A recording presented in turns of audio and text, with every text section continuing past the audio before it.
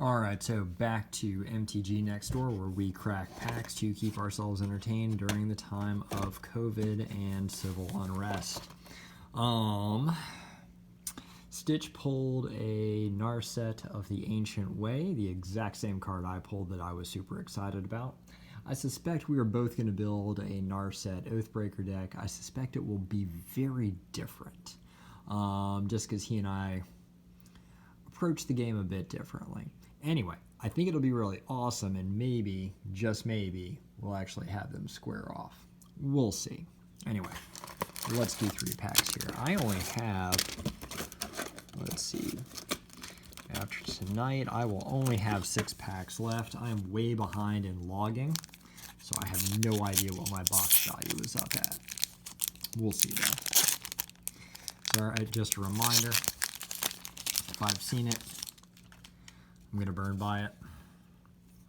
If I haven't seen it, we're going to stop and read it. All right, Frenzied Raptor, 2/4 dinosaur for 3. Checkpoint Officer. Survivor's Bond. Seen this one.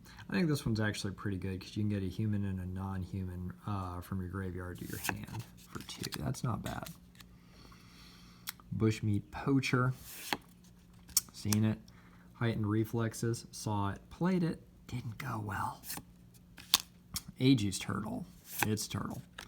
Unexpected Fangs. Lifelink Counter. I think that would be pretty good. Essence Symbiote. It's going to be interesting to see how Mutate works.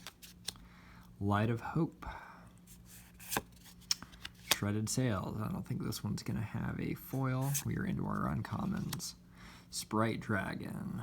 It is blue-red for a flying haste. Whenever you cast a non-creature spell, put a +1/+1 counter on Sprite Dragon. And that's actually pretty good, especially because it's got flying and haste. So you can put it into play, cast a couple instants or sorceries, and then now you've got a 3/3 flyer.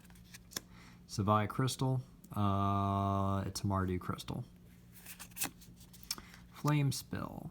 4 damage to target creature. Excess damage is dealt to that creature's controller instead. Not bad for 3. My only concern is that art as a dad just really freaks me out. Oh, Inspired Ultimatum. This is actually the second one of these I have pulled. The art is cool. Target player gains 5 life.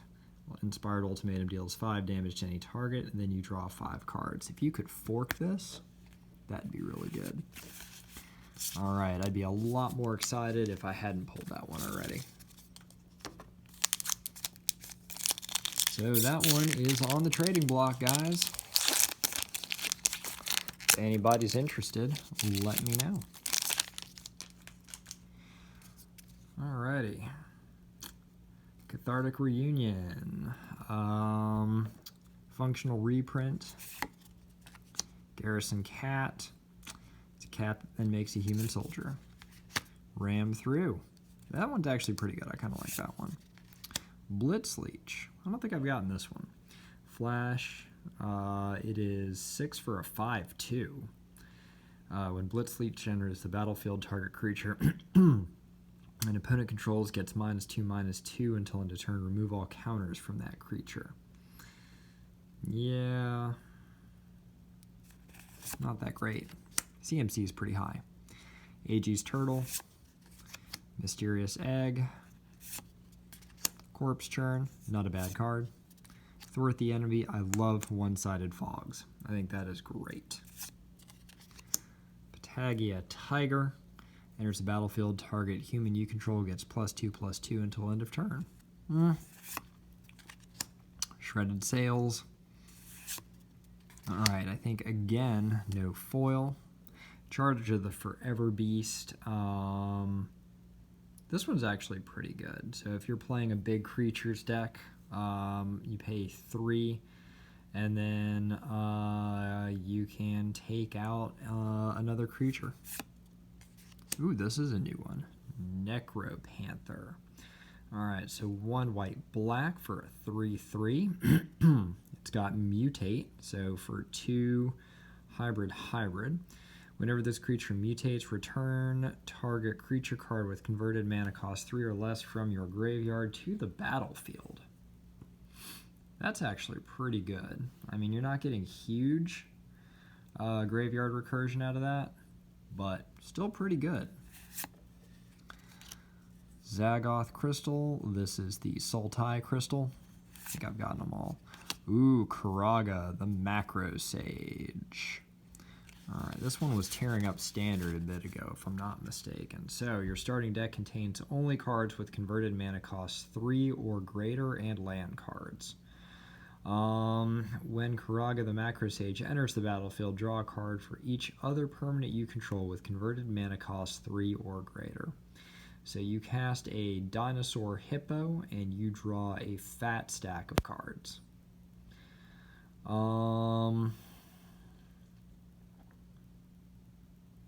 If you could blink it, that would be pretty good too. Yeah, you know, in Simic colors, you could make an EDH deck that has nothing but CMC 3 or greater. But you're basically just sitting there twiddling your thumbs until probably about turn 4 to 5. And so I don't even know if on turn 5 to 6 it's even worth casting this, because you're not even going to have all that much board presence. I don't know. It's tough to say. That's what we'll think about that. Alright, last pack. So we've gotten one that's okay. We've gotten one that we've already gotten. I just totally messed up trying to open this. There we go.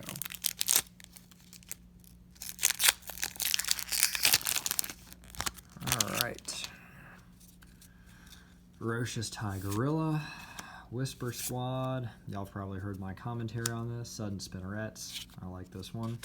Patagia Tiger. That one's pretty good. Shredded Sails. Hampering Snare. Pretty Evo Wilds. Blood Curdle.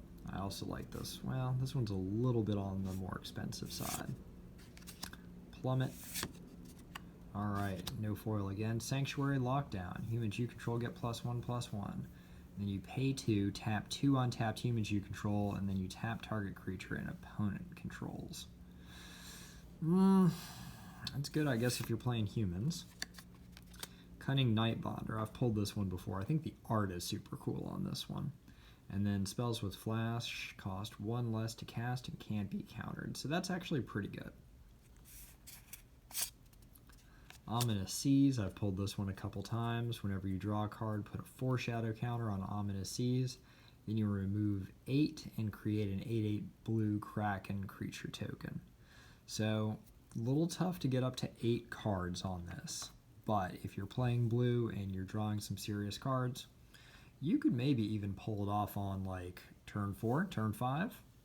And then you got an 8/8. And you can make another 8/8.